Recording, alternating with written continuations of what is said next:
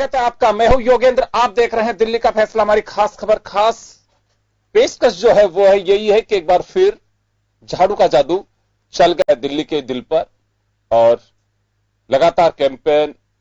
उसके बाद 11 तारीख का इंतजार सभी को था कि 11 तारीख को क्या 21 साल बाद भाजपा की वापसी होगी या अरविंद केजरीवाल की शपथ की हैट्रिक होगी।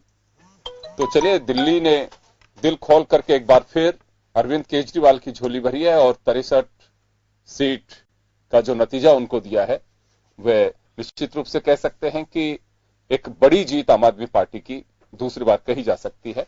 मैं आपको हमारा इस परिणाम का एक मजमून दिखाऊंगा, उसके बाद में हमारे पैनलिस्ट हमारे साथ जुड़े हुए हैं। भाजपा से जयपुर के पूर्व महापौर पंकज जोशी साहब हैं, आम आदमी पार्टी से देवेंद्र शास्त्री जी हमारे साथ में जुड़े हुए हैं। स्वागत है आपका।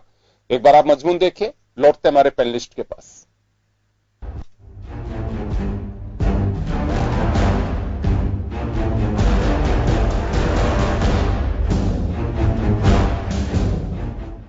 दिल्ली में फिर चला आपका जादू। अरविंद केजरीवाल तीसरी बार बनेंगे दिल्ली के मुख्यमंत्री। दिल्ली की जनता ने विकास के मॉडल पर वोट किया। राष्ट्रवाद पर भारी पड़ा विकास का मॉडल। कांग्रेस की बुरी हार, राहुल प्रियंका को लोगों ने नकारा। पीएम मोदी, गृह मंत्री अमित शाह और यूपी सीएम योगी आदित्यनाथ का भी नहीं चला जादू। बीजेपी के काम नहीं शाहीन बाग का मुद्दा। बीजेपी ने चुनाव को मोड़ा शाहीन बाग पर। दिल्ली वालों ने शाहीन बाग को नकार कर दिया विकास के मॉडल का साथ।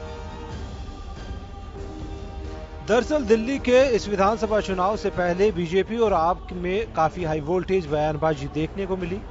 केजरीवाल ने शाहीन बाग से किनारा कर 5 साल के दौरान किए गए विकास के मॉडल पर वोट मांगे। केजरीवाल इस दौरान हर सभाओं में कहते रहे कि अगर उन्होंने विकास किया तो वोट दे, अगर विकास नहीं किया तो वोट नहीं दे। केजरीवाल ने चुनाव प्रचार में शाहीन बाग मामले को लेकर केंद्र पर हमला बोला और पूरा मामला केंद्र के अधिकार क्षेत्र का बताया। तो दूसरी तरफ बीजेपी ने पूरा चुनाव राष्ट्रवाद के नाम पर लड़ा।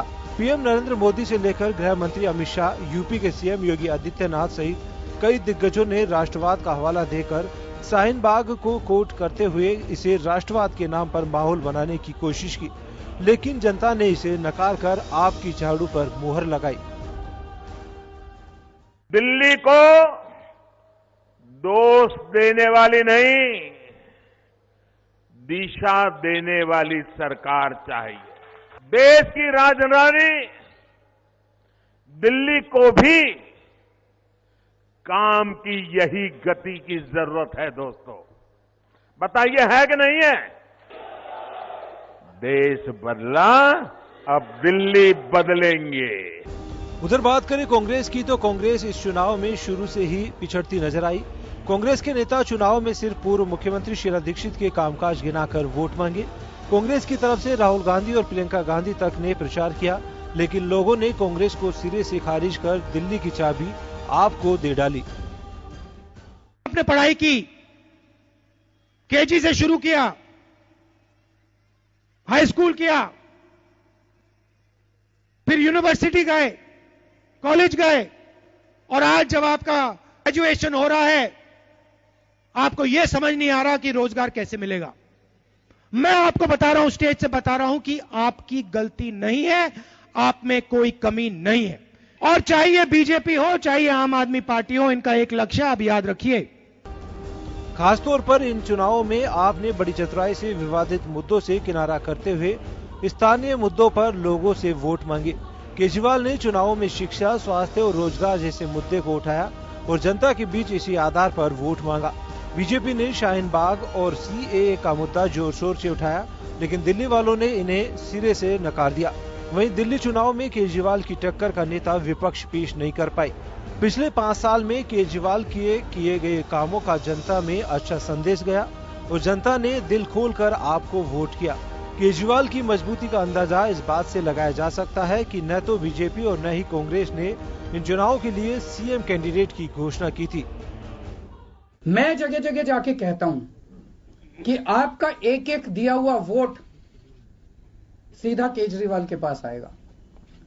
दिल्ली की जनता ये जानना चाहती है कि बीजेपी को दिया हुआ वोट किसके पास जाएगा। अगर वो चेहरा नहीं है तो इसका मतलब बीजेपी को दिया हुआ एक एक वोट गड्ढे में जाएगा, बीजेपी को दिया हुआ एक एक वोट बेकार हो जाएगा। इस बीच इस चुनाव में बीजेपी ने अपनी स्थिति को सुधार का वोट प्रतिशत बढ़ाया, लेकिन वो जीत से बहुत दूर रही। 2015 चुनावों में बीजेपी को 3 सीटों पर जीत मिली थी, लेकिन इस बार भगवा दल ने अपनी टैली को मजबूत किया है। बीजेपी ने इस चुनाव में शाहीन बाग और सीए का मुद्दा बनाया था, लेकिन उसे इससे ज्यादा फायदा होता नहीं दिखा। पार्टी को इस मुद्दे के भरोसे जीत का भरोसा था, लेकिन केजरीवाल के कामों के आगे बीजेपी की एक नहीं चली।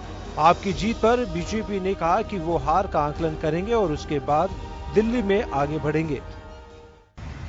जिम्मेदारी प्रदेश अध्यक्ष की ही है, प्रदेश अध्यक्ष की ही जिम्मेदारी होती है।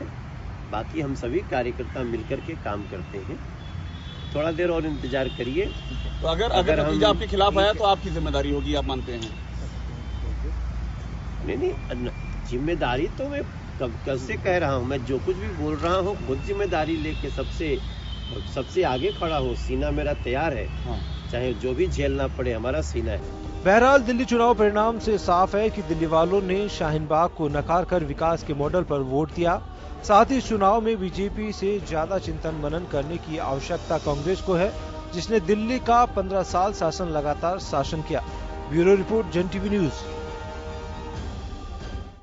चलिए, आपने मजमून देखा इलेक्शन से पहले के वो बयान भी आपने सुने, चाहे प्रधानमंत्री नरेंद्र मोदी हो या राहुल गांधी हो फिर अरविंद केजरीवाल हो।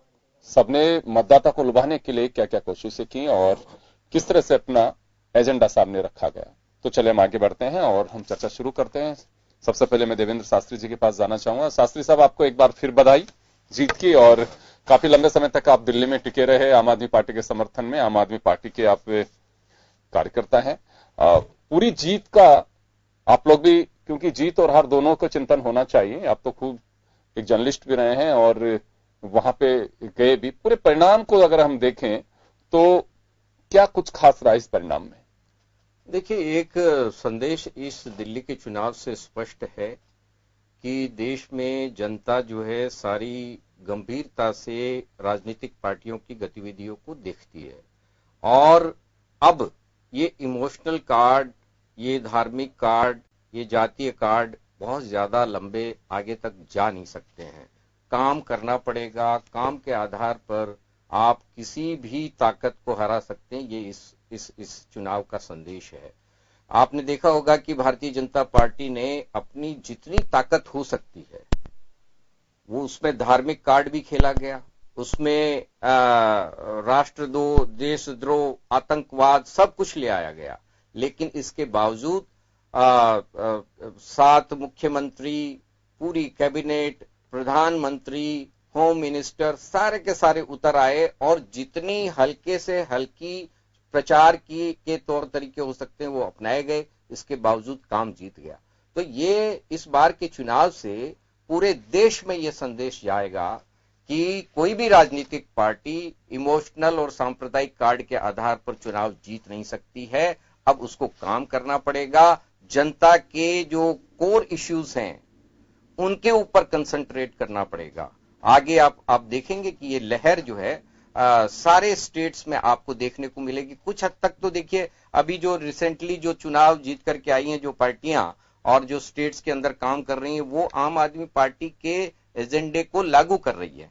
हमारे राजस्थान में ही कांग्रेस पार्टी ने ही जनता क्लिनिक के नाम से मोहल्ला क्लिनिक के मॉडल को अपना लिया है। इसी तरह से महाराष्ट्र के अंदर शिवसेना अपनाती जा रही है। उन्होंने तो बाकायदा स्टडी करने के लिए ग्रुप भेजा है, और इसी तरह से झारखंड भी अपना रहा है। लेकिन ये दिल्ली के चुनाव के परिणाम के बाद ये जो डिमांड है लोगों की, आम जनता की, उसके कंसर्न जो हैं वो ज्यादा खुल करके सामने आएंगे। लोग ज्यादा वोकल होकर के वोटर जो है डिमांड करेंगे।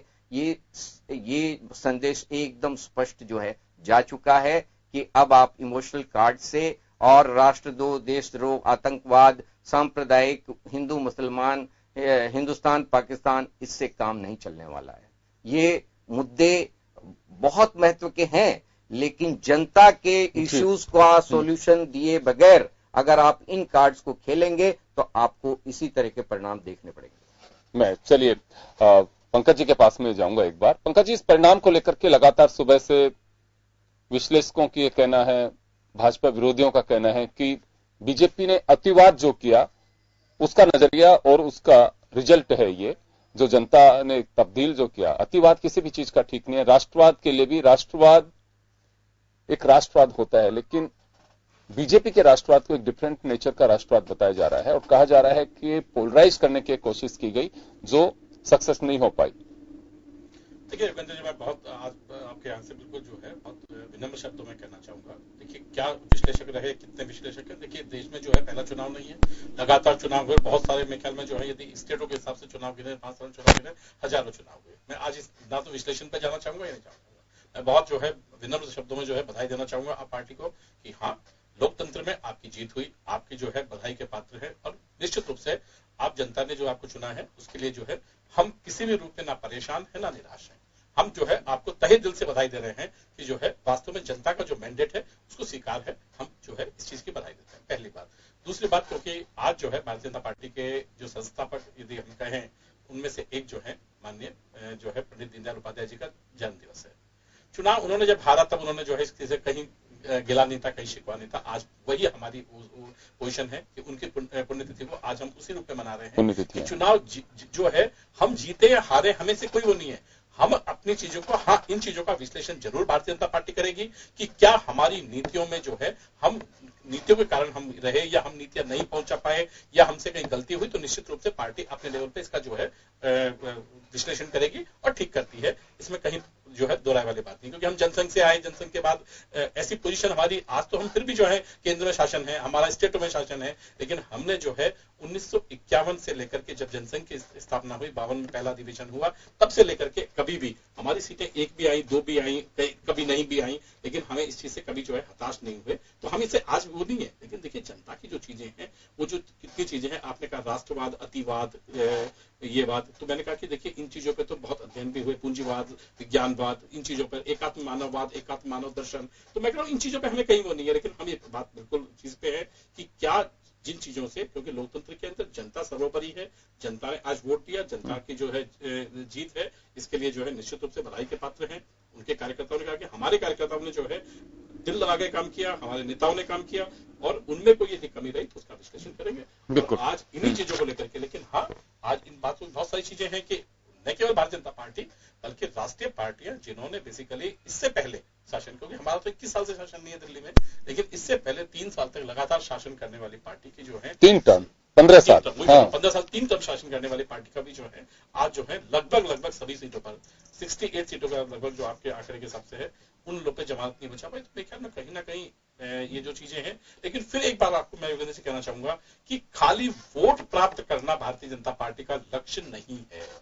भारतीय जनता पार्टी अपने जिन सिद्धांतों के आधार पर आई है उसमें चाहे सफलता मिले या नहीं मिले, लेकिन भारतीय जनता पार्टी हमेशा सिद्धांत के आधार पर चुनाव लड़ती आई है। 1980 में जब हम पार्टी से अलग हुए, जनता पार्टी से, तब भी हमने कहा था कि हम जो है, उन्होंने कहा था कि इस चीजों को छोड़ दीजिए, 2 चीज नहीं चलेगी। हमने कहा कि नहीं, हम चाहे अलग पार्टी बना लें, सीटें आए या नहीं आए, हम 2 से लेकर के आज केंद्र तक आए, इन चीजों पर रहे, इसलिए हम कभी इन चीजों पे नहीं है। और आज भी मैं बहुत शास्त्री जी को कहना चाहूंगा, आज भी हम ना निराश हैं। बिल्कुल बिल्कुल। तो आपका कहना, आपका जो एजेंडा, आपके जो आइडियोलॉजी है, उससे आपने कोई कंप्रोमाइज नहीं किया, लेकिन जनता ने विचारधारा, आइडियोलॉजी वही बात है, लेकिन जनता ने उसे स्वीकार नहीं किया, जनता ने खारिज किया। लेकिन मैं जोशी जी से खारिज किया या नहीं किया तो देखिए, क्योंकि यदि खारिज कर देती तो हम जो है केंद्र में इतनी बड़ी शासन लेके नहीं आ सकते। मैं जोशी जी से एक बात, केंद्र ने किया नहीं, इस चुनाव की बात है, दिल्ली का चुनाव जोशी जी, या हमारी गलतियां रही या जो चीजें हैं या किस कारण से नहीं आ पाए। चले शास्त्री जी। जोशी जी, मैं एक आपके जो सिद्धांतिक राजनीति की बात आप जब करते हैं तो, और जनसंघ के बाद अटल बिहारी वाजपेयी काल के बाद की जो लीडरशिप आपकी है और जो सैद्धांतिक राजनीति आपकी है, उसमें कोई अंतर आपको नजर आया? बेसिकली अटल बिहारी वाजपेयी तक भारतीय जनता पार्टी का एक लेवल था, एक स्तर था कि उससे नीचे नहीं उतरेंगे, लेकिन उसके बाद आप मानेंगे कि जनसंघ और भारतीय जनता पार्टी की जो सैद्धांतिक राजनीति थी वो बहुत नीचे चली गई है, गर्त में चली गई है, और उसका ये परिणाम है। देखिए, इमोशनल कार्ड खेल करके राष्ट्रीयता और राष्ट्रद्रोह और आतंकवाद और हिंदू मुसलमान करके आप एक बार दो बार लोगों को गुमराह कर सकते हैं, लेकिन हमेशा के लिए नहीं, क्योंकि जो बेसिक कोर इश्यूज हैं, मैं समझता हूं कि अटल बिहारी वाजपेयी थे, उन्होंने पॉपुलैरिटी और इमोशनल कार्ड नहीं खेले, उन्होंने देश के ऊपर ध्यान दिया, इसलिए उनकी एक्सेप्टेबिलिटी चारों तरफ थी, हर तरफ दी। लेकिन अब आप देखिए कि ये जो दौर है, ये दौर आपको बताएगा कि जो आप सैद्धांतिक राजनीति की बात कर रहे हैं वो बहुत नीचे चली गई है और पब्लिक उसी को नकार रही है, भारतीय जनता पार्टी को नहीं नकार रही है। ये जो लीडरशिप का लेवल है, जो स्तर है, उसको नकारा गया है। मैं आपको दिल्ली के चुनाव के बारे में बता दूं, दिल्ली के अंदर जो कार्ड खेले गए उससे भारतीय जनता पार्टी को फायदे की बजाय नुकसान हुआ है। मैं वहां पर 1 महीने से था, शुरुआत में वहां पर भारतीय जनता पार्टी के समर्थन में लोग हमसे टकराते थे, लेकिन जब ये कार्ड खेले गए उसके बाद उन्होंने उनको फुटकारना शुरू कर दिया, उन्हीं लोगों ने। तो हमें भी पता है कि भारतीय जनता पार्टी का बहुत बड़ा हार्डकोर जो वोट बैंक है वो भी आम आदमी पार्टी के पक्ष में गया है इस बार। जी, बीजेपी का कोर वोट भी आप दावा कर रहे हैं इस बात का कि बीजेपी का वोट भी डाइवर्ट होता, कांग्रेस का तो हो ही रहा था, ये तो माना ही जा सकता है। हाँ, जिस तरह के परिणाम सामने 4% के आसपास 4% वोट मिले, बहुत भारी नुकसान हुआ है कांग्रेस को। कांग्रेस का वोट बैंक जो है लगभग आम आदमी पार्टी के उसमें चला गया है, और यही वजह है कि जो पिछली बार जो जीत हुई थी, पिछली बार देखिए आंदोलन से निकली हुई पार्टी को लोगों ने इमोशनली वोट किया था। लोगों को पता नहीं था कि ये पार्टी, ये जो नए आए हुए लोग हैं, ये क्या करेंगे आगे। हाँ। लेकिन इन 5 साल के कार्यकाल में इन्होंने ये साबित किया कि जो ट्रेडिशनल पॉलिटिकल पार्टीज हैं वो डिलीवर करने में सक्षम नहीं है। वो वोट बैंक तो बना सकती हैं, लेकिन अल्टीमेटली लोगों की प्रॉब्लम का सॉल्यूशन नहीं दे सकती हैं। ईमानदारी एक पहली शर्त है, और उसके बाद समझदारी। देखिए, केवल ईमानदारी से भी काम नहीं चलता है। अगर आप दिमाग लगा करके प्रॉब्लम्स का सॉल्यूशन नहीं देंगे तो आप असफल होंगे, भले ही आप ईमानदार होंगे। तो यही बात आम आदमी पार्टी ने साबित की, और जिस तरह से उन एक प्रॉब्लम्स को का सॉल्यूशन दिया गया और वो डिलीवर हुआ नीचे तक, तब लोगों ने वोट किया है और इतना बड़ा मैंडेट जो है फिर से आम आदमी पार्टी को दिया है। पंकज जी, आपके पास आना चाहूंगा मैं एक बार। कुछ एक जो इश्यू है वो हम ये देख रहे हैं कि जब हमारे राष्ट्रीय चुनाव यानी कि मेंबर ऑफ पार्लियामेंट के इलेक्शन होते हैं तो जनता का नजरिया कुछ और होता है। स्टेट के इलेक्शन में नजरिया बदलता जा रहा है। यह राजस्थान के परिप्रेक्ष्य में भी कहा तो ये जाता है कि जनता यहाँ की पता नहीं क्या ट्रेंड पकड़ रखी है, एक बार बीजेपी एक बार कांग्रेस, लेकिन ऐसा नहीं है। कुछ राज्यों में देखिए, आप ही के जब शिवराज सिंह चौहान मध्य प्रदेश के मुख्यमंत्री थे, 3 बार उन्होंने सत्ता में वो रहे, तो कहीं ना कहीं जो चूक है उसको स्वीकार करना होगा, चाहे राजस्थान का इश्यू बीजेपी कांग्रेस का हो या फिर दिल्ली का इश्यू हो, या फिर हम एक ही ट्रैक को जो पकड़ के चलते हैं। मैं बीजेपी की बात कर रहा हूं कि राष्ट्रवाद का मुद्दा वहां चल सकता है, लेकिन मुझे जो लगता है, मैं जो सोच पा रहा हूं, जो रिजल्ट से देख रहा हूं सामने, उसको देख करके मुझे यह लगता है कि जनता क्षेत्रीय मुद्दों को भी पसंद करती है जब उनके क्षेत्र का चुनाव हो, चाहे झारखंड हो या फिर हरियाणा हो या फिर महाराष्ट्र हो, मध्य प्रदेश, राजस्थान, छत्तीसगढ़ हो या फिर दिल्ली हो। क्योंकि ये मुझे लग रहा है कि बीजेपी को इस ट्रैक को छोड़ना होगा कि चेहरे के नाम पर हमारे पास में नरेंद्र मोदी जी हैं और एजेंडे के नाम पे हमारे पास में राष्ट्रवाद है। देखिए, मैंने फिर आपको कहा, देखिए मैं बहुत विनम्र शब्दों में मैं आपको ये कह रहा हूँ कि देखिए भारतीय जनता पार्टी की चाहे अटल जी की सरकार रही हो, चाहे बेसिकली जो है मोदी जी की सरकार हो, और चाहे उससे पहले की सरकार जो हम समर्थन में रहे मोरारजी देसाई जी के, हमने अपने सिद्धांतों को जो है कभी नहीं बदला। हमारे सिद्धांत तो वही हैं जो सिद्धांत जो है जनसंघ के टाइम पे बने थे, जो है श्याम प्रसाद मुखर्जी ने और जो दीनदयाल उपाध्याय जी ने जो कहे थे, वही सिद्धांतों को लेकर के, वही विचारधारा को लेकर के है। अब रही कि सब ये दावा है बीजेपी का कि आज भी आइडियोलॉजी है बीजेपी की, अब इसको आइडियोलॉजी से नहीं जोड़े। हो सकता है जो शास्त्री जी ने कहा ना कि भाई ऐसी चीजें, अतिवाद, ये चीजें, हो सकता है कि चुनाव के मैनेजमेंट के अंदर चुनाव मैनेज, क्योंकि देखिए हम चुनाव को लड़ते आए, चुनाव को तरीके से लड़ते आए, हमारे पास जो पार्टी का कार्यकर्ता है वो लड़ता है, लेकिन चुनाव को मैनेजमेंट और चुनाव की जो उस टाइम जो चुनाव होता है उसका जो 10 दिन 15 दिन का जो समय होता है उसमें कुछ कमियां रह सकती हैं, उसमें हम जो है हो सकता है कि हम डिलीवर नहीं कर पाए, हो सकता है कुछ चीजें गलत हो गई हो, तो ये चुनाव को प्रभावित करती है। इसमें कहीं दोहराने वाली बात नहीं, कई चुनाव को प्रभावित किया है, लोग कहते हैं हर एक पार्टी के चुनाव को प्रभावित किया है, तो वो चीजें हो सकती हैं, उन चीजों को मान सकते हैं और उन चीजों के लिए ही संगठन जो होता है वो संगठन इसलिए बनता है, इसलिए भारतीय जनता पार्टी का इतना बड़ा जो संगठन है निश्चित रूप से उस पर विचार करेगा, उस पर सोचेगा, समझेगा, करेगा। और आपने दूसरी बात कही कि जो चीजें हैं कई बार जो है चुनाव जो है केंद्र के चुनाव, राज्य के चुनाव और जो है लोकल चुनाव, ये जो है उनके मुद्दे बिल्कुल अलग अलग होते हैं। तो इन मुद्दों पर एक मुद्दे पर चुनाव नहीं होता। आप बिल्कुल ठीक कह रहे हैं कि आप खुद देखें तो यदि असम में देखें तो असम गण परिषद जो है एक बार जो है बहुत अच्छी सीटें लेकर के वहां पर आया था, बहुत ज्यादा आंदोलन से उत्पन्न हुआ असम गण परिषद था, लेकिन बाद में जो है वो अपने आप को इतना नहीं कुछ कर पाए। तो लेकिन देखिए ये चीजें होती है, निश्चित रूप से होती है, क्योंकि क्षेत्र की जो चीजें हैं वो जैसे जैसे चुनाव छोटा होता जाएगा उसके जो मुद्दे होंगे वो बिल्कुल जो है बहुत नजदीकी की तरफ आते जाएंगे और उनमें जो है उनका फर्क पड़ता है। लौट रहा हूं आपके पास में, वापस लौटूंगा आपके पास में। श्याम जी हमारे साथ में जुड़े हुए हैं इस वक्त। श्याम जी आपके पास में आना चाहूंगा मैं। और इस चुनाव को अगर हम देखें, दो चीजें सामने आ रही थी यहाँ पे। एक तो चेहरे के नाम पे आप देखें नरेंद्र मोदी और अरविंद केजरीवाल, चेहरे दो ही थे वहां पे। और एजेंडे की बात करें तो अरविंद केजरीवाल ने अपने विकास के एजेंडे पर जो सोशल सेक्टर में जो सुविधाएं जनता को दी, वो चाहे मुफ्त बस यात्रा हो या फिर 200 यूनिट तक की बिजली की बात हो या 20,000 लीटर पानी हो, मोहल्ला क्लिनिक हो या स्कूल हो, उन फैसिलिटीज को आधार बनाया इन्होंने।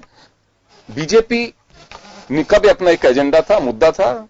आर्टिकल 370 को हटाने की बात हो या फिर सर्जिकल स्ट्राइक की बात हो, ये राष्ट्रवाद के जो मुद्दे थे उसको लेकर के चुनाव लड़ा, पूरा कैंपेन का जो है। क्या लगता है आपको कि जनता कुछ ट्रैक अलग पे चलना चाह रही है कि देश में अगर आपको राजनीति करनी है तो ठीक है ये मुद्दे चल सकते हैं, स्टेट पॉलिटिक्स करनी है तो आपको स्टेट के मुद्दों पे आना पड़ेगा, जो बीजेपी की चूक रही है?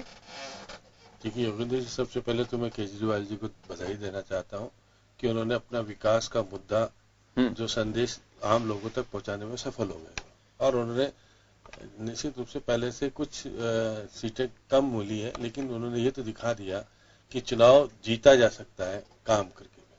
आपके ऊपर आरोप लगे, बहुत सारी चीजें आई सामने। बीजेपी ने जिस प्रकार का माहौल इस देश में देने का प्रयास किया उसको जनता ने कुचल दिया, जनता ने स्वीकार नहीं किया।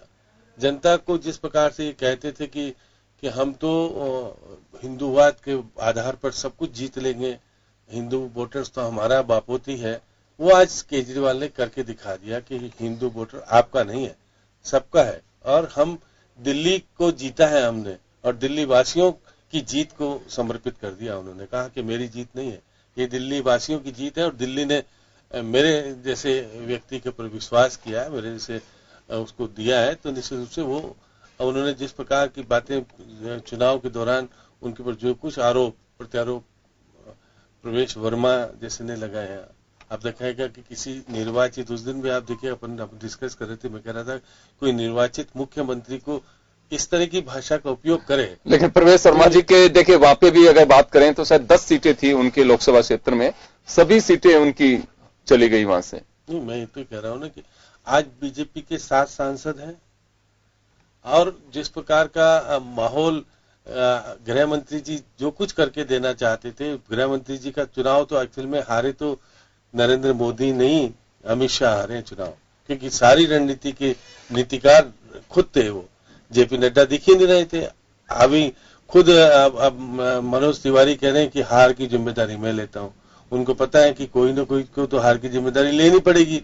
और ये जब वो कह रहे थे कि मैं तो 2/3 बहुमत ला रहे हैं और हम तो प्रचंड बहुमत के साथ सरकार बना रहे हैं, और सुबह तो वो जब तक देख रहे थे जिस प्रकार का टेलीविजन में देख रहा था, क्या कुछ कहने की स्थिति में आ रही थी, बाद में अब कह रहे हैं कि हार की जिम्मेदारी मैं लेता हूं। तो आपको किसी तरह से शाहीन बाग नहीं जीता, आज वहां के लोग जीत गए। आपने तो बहुत कोशिश की, सांप्रदायिकता फैलाने की प्रयास किए, माहौल बिगाड़ने का प्रयास जितना हो सका बीजेपी की तरफ से जो कुछ देखने को मिला, ये निश्चित रूप से आज देश की जीत है। और भाजपा के बड़े नेताओं को सबक और संदेश भी है कि आपकी एक तरफा कार्रवाई, एक तरफा जो आप में घमंड आ गया, और जिस प्रकार की आप एक तरफा जिस तरह की आप प्रशासनिक व्यवस्थाओं को बिगाड़ करके, ये घमंड कहे कि बीजेपी की रणनीतिक चूक कहे इसे? नहीं, रणनीति चूक तो बिल्कुल थी नहीं। जितना पैसा लगा रहे थे, जितने पार्लियामेंट के मेंबर्स इनके लगे हुए थे, जितने केंद्रीय मंत्री लगे हुए थे, इतना अमला, सरकारी अमले का सदुपयोग जिस प्रकार से बीजेपी ने चुनाव में किया। अब कहते तो है कि केजरीवाल जी ने जितना नहीं किया जितना केंद्र सरकार ने अपने साधनों का सदुपयोग करके जो कुछ भी किया। आप देखिए डिप्टी चीफ मिनिस्टर के लास्ट दिन, एक दिन पहले उनके पीए के ऊपर 2 लाख रुपए का और सारा लगाते हैं। तो ये सारी बातें आप देखिएगा, इतनी बड़ी राजनीति करने वाले लोग, जो देश को जीतने की बात हो गई। आपने 2019 का चुनाव जीता तो आपने दिल्ली पूरी 7 की 7 सीटें जीती ना आपने, तो आपको तो कोई रोकने वाला नहीं था। आज ऐसी 14 में भी जीते, 19 में भी जीते। क्या स्थिति बनी कि आप 63 फिर ले गए वापस, आप बड़े 4 सीट बढ़ा पाए, और कितनी पैसा लगा, कितना प्रशासनिक व्यवस्था लगी, और खुद ने जो कुछ झोंकना चाहा।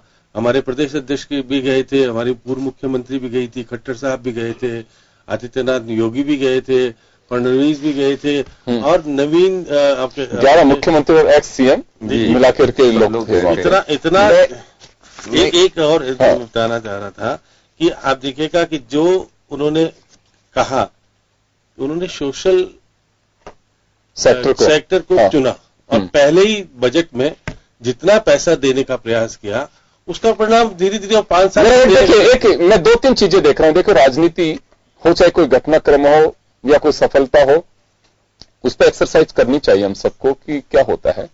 मैं ब्रेक लूंगा, यहाँ ब्रेक के बाद लौटूंगा, और मैं अरविंद केजरीवाल की एक मुझे जो खूबी और दिख रही है, जो अभी चर्चाओं में मैं कहीं पे देख नहीं पा रहा हूं, जिससे हम चूक रहे हैं, ब्रेक के बाद बात करेंगे उस पर।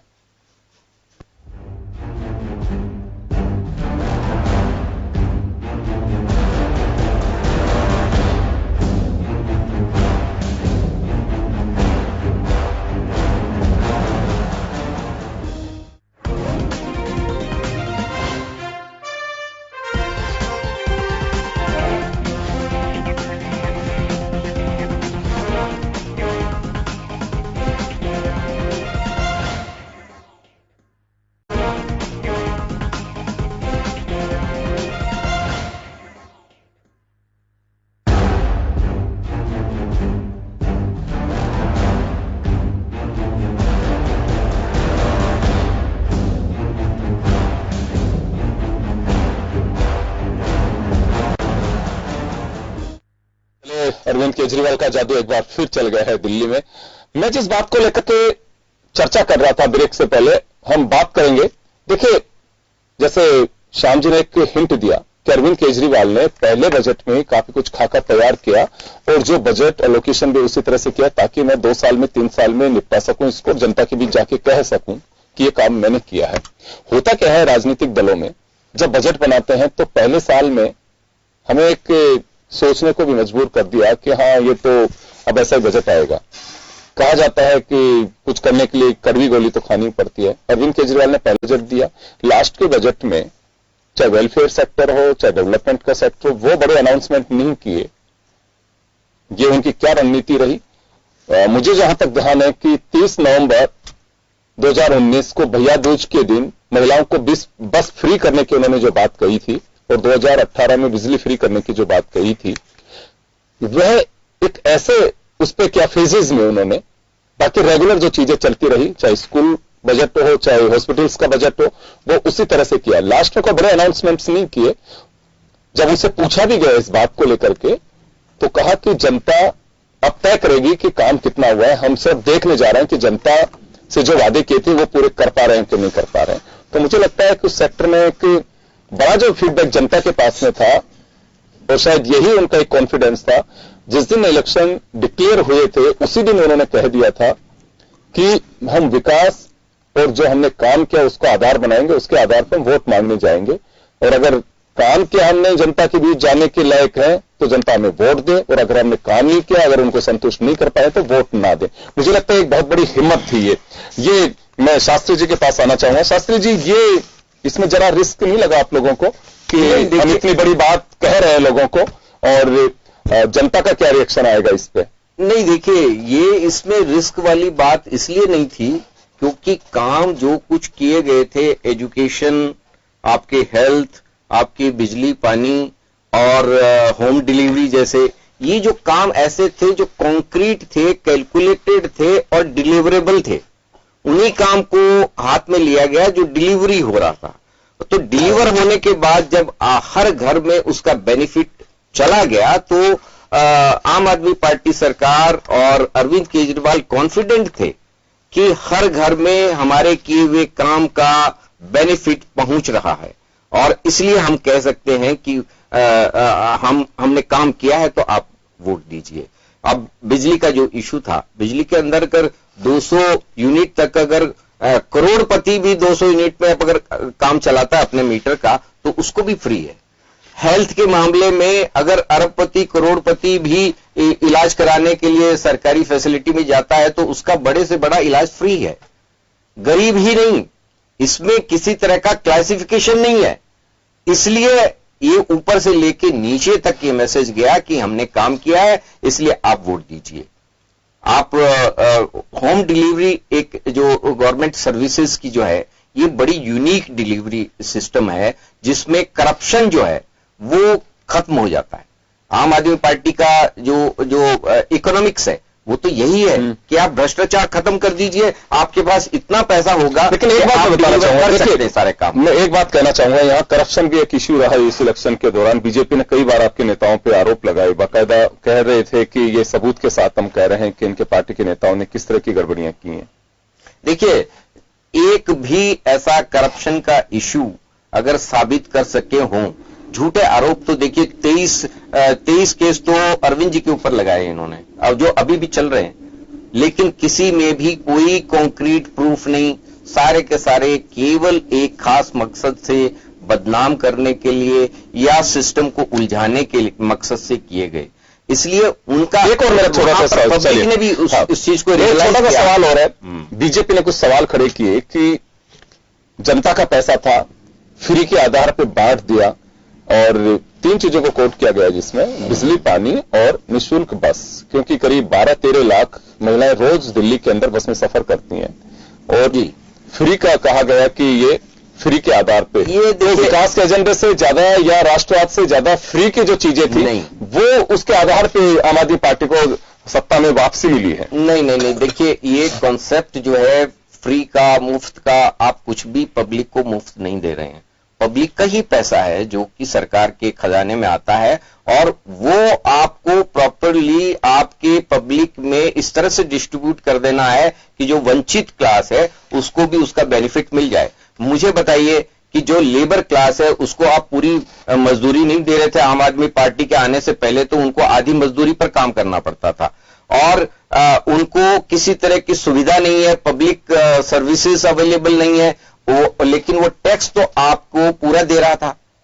गरीब तबका भी कोई सामान खरीदता है, आपको पहले वेट के शक्ल में देता था, अब जीएसटी के शक्ल में दे रहा है। आप उसमें वो कहीं से भी बचा हुआ नहीं है, वो टैक्स देता है, लेकिन उसको कभी भी फैसिलिटी नहीं दी गई, वो वंचित था। ये पहला अवसर है जबकि गरीब तबके को उसका हक मिला। ये उसका हक है। फ्री आप कुछ भी नहीं दे रहे हैं, माफ करना, जो ये फ्री की तरह से इस सारी फैसिलिटीज को देखते हैं वो गलत है। बिजली का जो इश्यू था, आज राजस्थान में भी बिजली की जो प्रॉब्लम है, आप देखते होंगे बिजली की चोरी छिजत जो है राजस्थान में मेरे अंदाज से 35-36% की छिजत चलती है। दिल्ली के अंदर अब छिजत की जो परसेंटेज है वो मुश्किल से 6 या 7% पे आ गई है।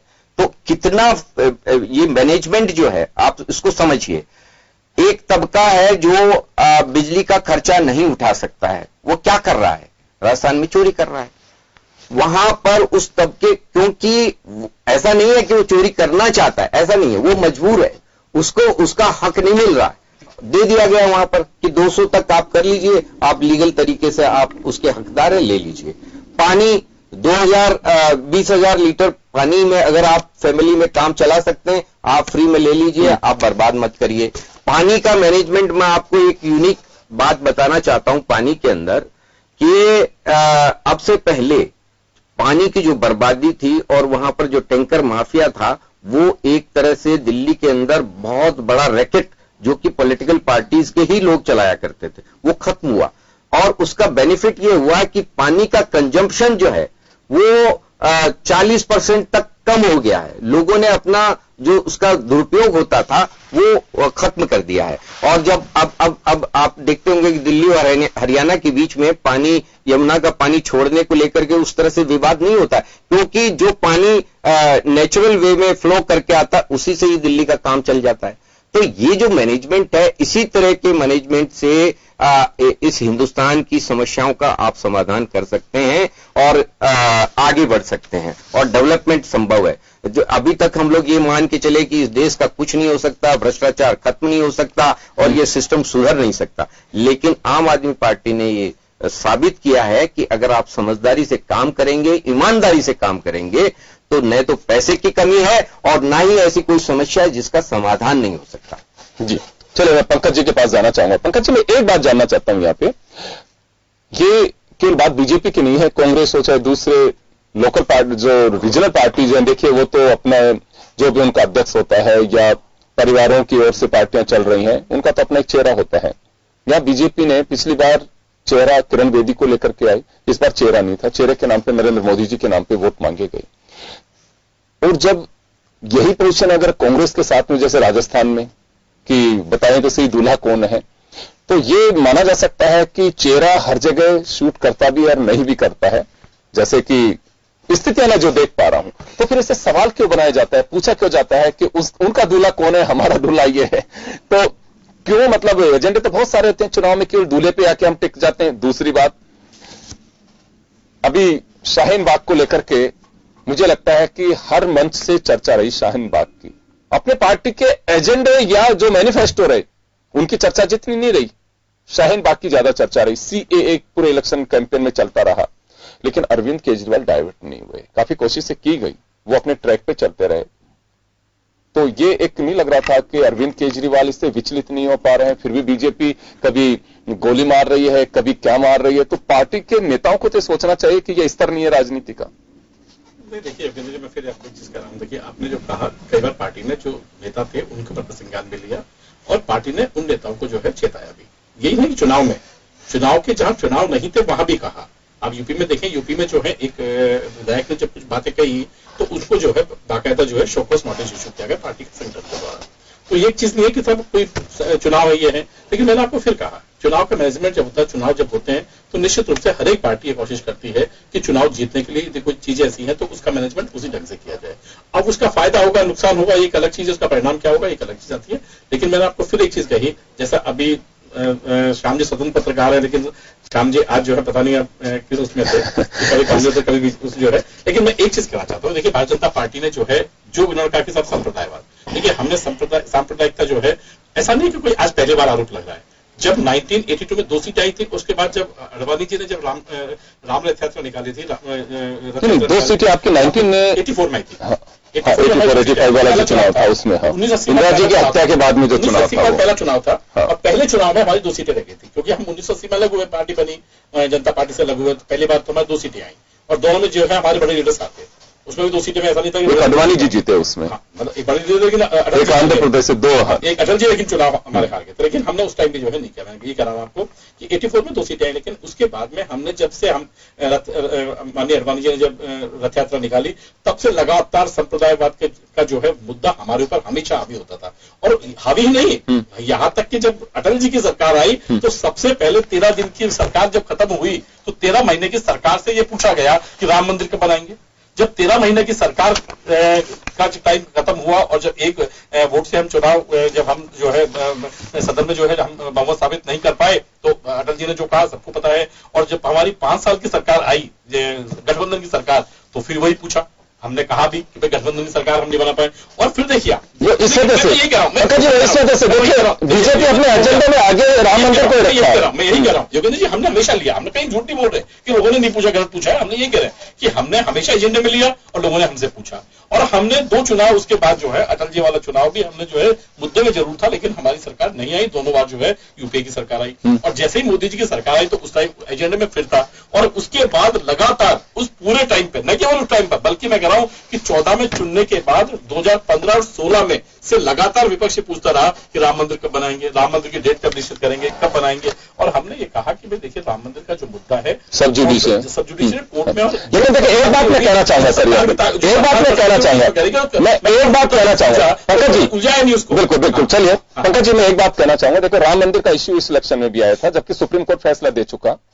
मैं वही कहूंगा एक बार फिर, अरविंद केजरीवाल की अपनी एक रणनीति थी कि मुझे ट्रैक से नहीं हटना है। राम मंदिर के मामले में शर्जील इमाम का, चलिए एक बात बताइए आप, शर्जील इमाम ने जो कहा, कौन अप्रिशिएट करेगा कि असम को देश से अलग कर दीजिए, कोई भी होगा वो निश्चित रूप से गद्दार। उस पर भी अमित शाह अरविंद केजरीवाल से पूछ रहे हैं कि शर्जील इमाम पे अरविंद केजरीवाल अभी तक क्यों नहीं बोले, कब मुंह खुलेगा? 2 मिनट बाद उन्होंने ट्वीट कर दिया कि ऐसे गद्दारों को उठा के आप अंदर टिकाइए। हाँ, आपने गिरफ्तार कर लिया, अरविंद केजरीवाल का इंतजार कर रहे थे आप लोग। उसके अलावा सुनिए, उसके अलावा सर, उसके अलावा जनता क्या चाहती है अमित शाह जी, उसके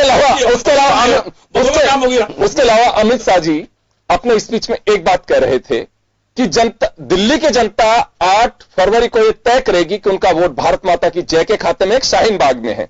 सर एक समझ से बाहर, शाहीन बाग क्या शाहीन बाग? शाहीन बाग भी एक, अगर धरना दे रहे हैं कुछ लोग, किसी एजेंडे के खिलाफ दे रहे हैं, उन्हें नहीं पसंद है, तो हमारे यहाँ लोकतंत्र में मैं फिर अपील करूंगा कि रास्ता खोलना चाहिए उनको। ये बात सही है, जनता को परेशानी नहीं होनी चाहिए। आप धरना करिए, प्रदर्शन करिए, सार्वजनिक संपत्ति को नुकसान मत पहुंचाइए, जनता की परेशानी का थोड़ा ध्यान रखिए। आप कुछ भी करें, आप लोकतांत्रिक अधिकार है आपका, उसके तरीके से करिए। पर ये क्या मायने थे इसके कि आपका वोट अगर बीजेपी ये तय करेगा कि भारत माता की जय में पड़ता है या शाहीन बाग में जाता है? ये मुझे लगता है कि जनता इन सब चीजों को पसंद नहीं करती है। देखिए योगेंद्र जी, मैंने कहा ना कि चुनाव में क्या रहा, चुनाव में क्या बोला, चुनाव में क्या, ये एक अलग चीज है। लेकिन मैं आपको फिर, आप शाहीन बाग की आप पूछते हैं, मैं कह रहा हूं क्या देश में लोकतंत्र क्या एक भारत में है?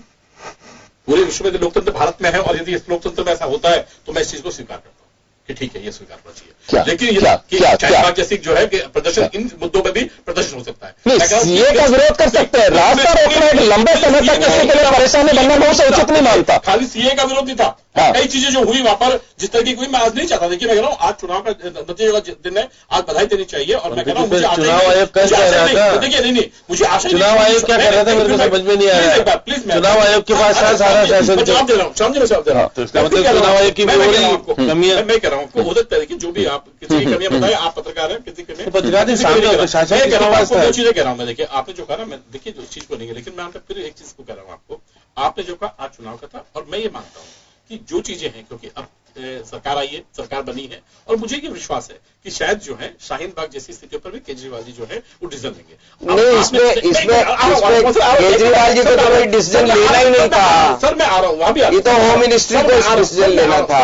प्लीज सर, मैं आप देखिए सर, नहीं होता तो देखिए माननीय सुप्रीम कोर्ट, देखिए आप जब सुप्रीम कोर्ट में अच्छा होता है तो अपन कहते हैं सुप्रीम कोर्ट आदेश है। और मैं कह रहा हूँ सुप्रीम कोर्ट के, देखिए सुप्रीम कोर्ट जो है ना, सुप्रीम कोर्ट कोई गलत तो नहीं है, नोटिस तो दोनों को जारी किए ना। अभी जो जब ये हुआ, केंद्र और राज्य सरकार दोनों को नोटिस जारी किए। इसका मतलब कहीं ना कहीं जो है, जो भी रोल होगा, मैं नहीं जानता, तो संविधान मेरा पढ़ा हुआ नहीं है, मेरा संवैधानिक जो है उसका कोई विद्यार्थी हो, लेकिन मैं कहता हूं कि यदि बिना जो है मुझे नोटिस जारी नहीं किया उन्होंने, क्योंकि यदि मैं मुझे होता तो मुझे भी जो नोटिस जारी कर देता, या भारतीय जनता पार्टी को नोटिस जारी कर देते कि भाई आप करिए, कांग्रेस को भी जारी करते, या आप पार्टी को भी। लेकिन कहीं ना कहीं सरकारों का जो है, संवैधानिक सरकारों का दायित्व होगा कहीं ना कहीं, इसीलिए जो है जो पार्टी होता है, जिसके कार्य होते हैं, उन्हीं को जो है नोटिस जारी किया। तो लॉ एंड ऑर्डर का इशू था सर। देखिए आप सेंट्रल गवर्नमेंट का है। मैं फिर कह रहा हूं कि देखिए जब लॉ एंड ऑर्डर को डिसीजन सुप्रीम कोर्ट को करना है, इंप्लीमेंट सरकारों को करना है, दोनों ही सरकारों को नोटिस जारी किया है, तो आप और मेरा तो पार्टी का तो मामला है। एक बात है करना चाहूंगा सर, पंकज जी, मैं एक बार के लिए मैं कहना चाहूंगा, देखो 2 बातें यहाँ पे, सुप्रीम कोर्ट को दखल क्यों करना पड़ा?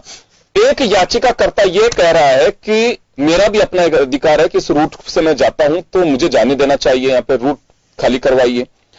शाहीन बाग वाल जो लोग बैठे हुए हैं उनका साफ कहना है कि हम डेमोक्रेटिक राइट है हमारा, और हमारे हक के लिए हम चुनाव धरना दे रहे हैं, लंबे समय से धरना दे रहे हैं। 2 बातें जो आपने कही कि शाहीन बाग को लेकर के जो कुछ हो रहा था, आज मैं उनकी चर्चा नहीं करना चाहता। 2 बातें आती हैं, अगर रूल्स का वायलेशन वहां पे हो रहा था और ऐसा लग रहा था कि देश विरोधी अगर कुछ वहां पे हो रहा था, तो मुझे लगता है कि चुनाव सब बात की बातें, ऐसी हरकतों को बर्दाश्त गवर्नमेंट ऑफ इंडिया को या गृह मंत्रालय को बिल्कुल बर्दाश्त नहीं करना चाहिए, एक बात। और दूसरा, अगर वह चुनावी को खिचड़ी पका रहा था इस आड़ के अंदर, तो इलेक्शन कमीशन क्या कर रहा था? मोटी पगार लेकर के बैठते, उन्हें कार्रवाई करनी चाहिए थी। अब मैं आ रहा हूँ। नहीं तो सबको पता है चुनावी खिचड़ी कौन पका रहा था, क्यों उसके ऊपर कार्रवाई नहीं हो रही थी। वहां पर जो है एक याचिकाकर्ता ने लगाया क्या, ये नहीं था। देखिए फिर मैं आपको कराऊं, वहां एक 4 महीने का बच्चा जब मृत्यु हुई तब कोर्ट ने कहा, जज ने कहा है ना कि क्या बेसिकली ये जो है 4 महीने का बच्चा भी जो है अपना कोई नोटिस सर्व है, उसमें तो नोटिस सर्व है दोनों। कहा एक अलग चीज, जब नोटिस सर्व करता है तो जिम्मेदारी से नोटिस सर्व करता है कि जिसमें जिम्मेदारी होती है। देखिए नोटिस सर्व किया, जिम्मेदारी से नोटिस सर्व किया कोर्ट ने, और उनके वकील को डांट भी लगाई है ना कि आप जब उन्होंने कहा कि साहब ये कोई मुद्दा नहीं है, ये आप संज्ञान ले सकते हैं, तो उन्होंने वकील को भी कहा है ना क्या 4 महीने का बच्चा भी जो है वहां अपनी मांग को लेने के लिए करने गया था, या वो अपनी भी उसी को डिमांड थी। ये बता दीजिए कि 4 महीने के बच्चे की डिमांड क्या थी। तो उन्होंने नोटिस इशू किया कि ये जो चीजें हो रही थी कहीं ना कहीं इन चीजों का था। उन्होंने कहा कि लेकिन हम जो है हम कानून के उसमें संविधान से बंधे हुए हैं, इसलिए हमने जो है दोनों को सुनने के बाद ही कह पाएंगे। लेकिन उन्होंने कहा कि 4 महीने का बच्चा जो है, इसलिए प्रसंज्ञान उन्होंने स्वतः प्रसंज्ञान साथ में लिया। मैं पहली बात देखिए, आज मैं नहीं बहस करना चाह रहा उस पर, कभी आप रखेंगे बहस तो उस पर बहस करेंगे। लेकिन दूसरी बात जो मैंने आपको फिर कहा ना कि इन चीजों को लेकर के जो चीजें हैं, आपने कहा कि अभी उन्होंने कहा कि राम मंदिर, लेकिन देखिए हमने कहा कि ये चीज हमने 370 वाला मुद्दा, चलो आपने कहा राम मंदिर को आपने फिर बना लिया। मैं कह रहा हूं 370 का मुद्दा भी हम लगातार जो है, जब से अभी नहीं बल्कि 370 का क्या क्या एजेंडा में उसमें कोई बात नहीं है। 370 का मुद्दा तो हमने उस दिन से कहा जिस दिन जनसंघ बना और जिस दिन श्यामा प्रसाद मुखर्जी ने जो है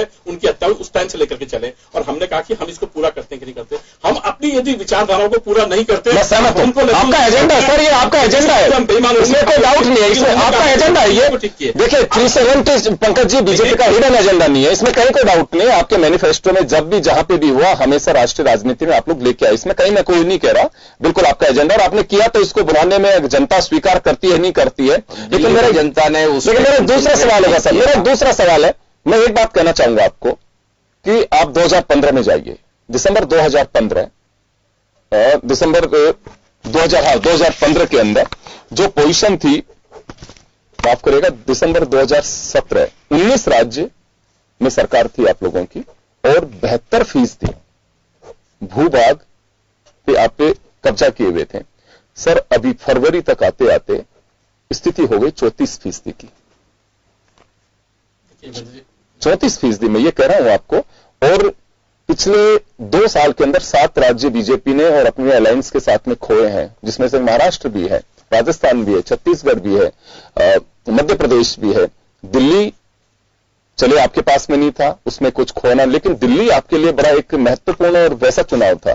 चुनाव सारे महत्वपूर्ण होंगे, लेकिन दिल्ली एक बड़ा ही महत्वपूर्ण चुनाव था, क्योंकि मैं मोदी साहब को सुन रहा था अभी कि दिल्ली जीतना दिल जीतना है, वो कह रहे थे। तो इस पे आत्ममंथन नहीं किया जाता कि झारखंड में हमने लगातार CAA, NRC और 370 को आधार बनाया झारखंड के चुनाव में, जबकि वहां की जनता चाहती थी कि आदिवासियों के लिए आप क्या कर रहे हैं, आप उसको अपने एजेंडे में शामिल करिए। दिल्ली में भी आप उसी ट्रैक पे चले। तो बीजेपी के लिए मुझे लगता है कि ये काफी विलंब कर रहे हैं आप चिंतन करने में कि राष्ट्रीय मुद्दे हर जगह नहीं चल पाते हैं।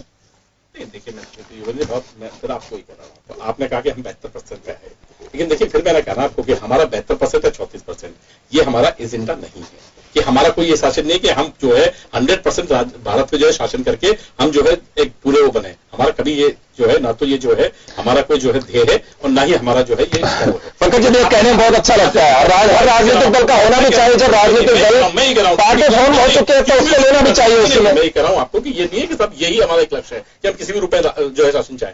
हमने कहा कि हम शासन किस लिए चाहते हैं, और हमने शासन को जिन कारणों के लिए चाहा, जिन चीजों के लिए चाहा, उनको हम जो है लगातार पूरा करने पे। आपने कहा खुद ने कहा कि राम मंदिर हमारा मुद्दा था, हमने पूरा किया। 370 हमारा मुद्दा था, हमने पूरा किया।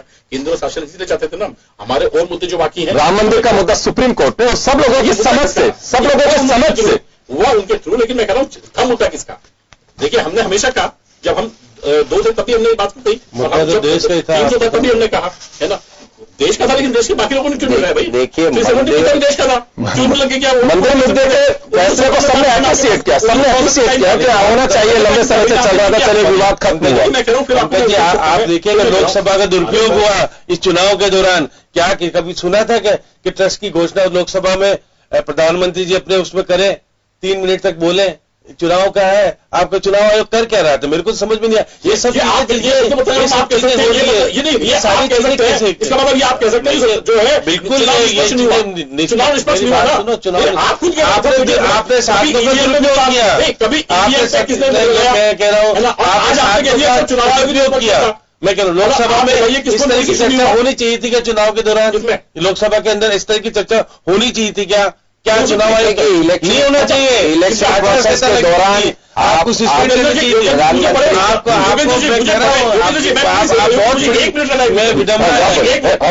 मुझे बड़ा मतलब श्याम जी बहुत ही बड़े पत्रकार हैं, मैं बड़ा आदर करता हूं उनका, लेकिन योगेंद्र जी मुझे बड़े उसके साथ करना पड़ रहा है ना, कि योगेंद्र जी मुझे बता दें कि यदि ऐसा है ना, तो 3 महीने के टाइम में से चुनाव आयोग का जो टाइम होता है वो माइनस होता है कि नहीं होता होना चाहिए, और ये कहना चाहिए था सुप्रीम कोर्ट को कि ये जो चुनाव आयोग का टाइम है इस पर चुनाव होंगे, ये टाइम माइनस रहेगा, 3 महीने में घोषणा करिए। 3 महीने घोषणा टाइम कब कम हो?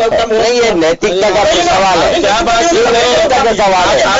9 तारीख और तारीख की बात की जा सकती है। 9 तारीख तक का टाइम था, आप वोटिंग के नेक्स्ट डे अनाउंसमेंट कर सकते थे, इनके पास ऑप्शन था, लेकिन इन्होंने जानबूझ करके वोटिंग से पहले उसका 2 दिन पहले कोर्ट से जब कोर्ट ने डिसीजन किया था, कोर्ट को टाइम भी कह देते कि ये टाइम इंक्लूड नहीं होगा, ये तो जा सकते थे ना साहब, इस टाइम में नहीं करेंगे। लेकिन आप लेकिन ये कमीशन की बात करते हैं, लेकिन इलेक्शन कमीशन की सर आपने इलेक्शन कमीशन की बात कही कि इलेक्शन कमीशन पे उंगली उठा रहे शाम जी। मैं पूछना चाहता हूँ 9 तारीख को कैसे घोषणा हो सकती है? वोटिंग के बाद आप कर सकते हैं। 9 तारीख को क्या था संसद में थी, पार्लियामेंट थी ना, और चल सकती है उसके बाकी चीजें नहीं है। आप बाकी देखिए भारतीय जनता पार्टी वोट के लिए किस लेवल तक जा सकती है, ट्रस्ट की घोषणा करना नहीं। जब शनिवार को पार्लियामेंट में बजट आ सकता है तो क्या नहीं हो सकता? तो केजरीवाल साहब खुद मंदिर तो आपको कहना चाहिए था कि घोषणा की तो अच्छा किया, कहना चाहिए था सब दोनों के साथ, लेकिन बड़ा अच्छा किया था बात। तो उस दिन भी गए थे, आज इसी वजह से कह रहे थे कि भारत माता की जय, बजरंग बली की जय। आज उन्होंने कहा उससे पहले भी चुनाव लड़ा तो गए हो, तो उसमें कोई इस बार नहीं गए, मीडिया ने फोकस कर रहे हैं। चलो मैं माफी चाहूंगा, समय कम है, मैं रोकना चाहूंगा सभी को, यहाँ पे समय का अभाव है। तो कुल मिलाकर के जनता का फैसला है दिल्ली का, और एक बार फिर नई पारी खेलने के लिए अरविंद केजरीवाल को मौका दिया है। वो उन्हें शुभकामनाएं देते हैं हम भी कि वो जनता की भावनाओं पे खरा उतरे हैं, जो एजेंडे हाथ में लेकर के जनता के बीच गए उनको जरूर पूरा करें। और लोकतंत्र है, चुनाव होते रहते हैं, कुछ लोग हारते हैं, कुछ लोग जीतते हैं, और इसी तरह से चलता है। मुझे लगता है कि बस अगर कहीं पे हम बदलाव देख रहे हैं तो वोटर में नहीं, बदलाव देख रहे हैं हमारे पॉलिटिशियंस में। एक मर्यादित भाषा, कड़वा लहजा नहीं होना चाहिए, ताकि हम नजर मिला सकें। दिल मिले ना मिले, कम से कम नजर तो मिलाइए। प्रतिशोध की राजनीति नहीं होनी चाहिए, प्रतिस्पर्धा की होनी चाहिए। यही भारत के लोकतंत्र की खूबी है, और यही हमारी डेमोक्रेटिक ब्यूटी है, तो जिसे बरकरार रखना हम सबकी जिम्मेदारी भी है। बहुत बहुत शुक्रिया आप सभी का। दिल्ली के फैसले में इतना ही, दीजिए इजाजत, नमस्कार।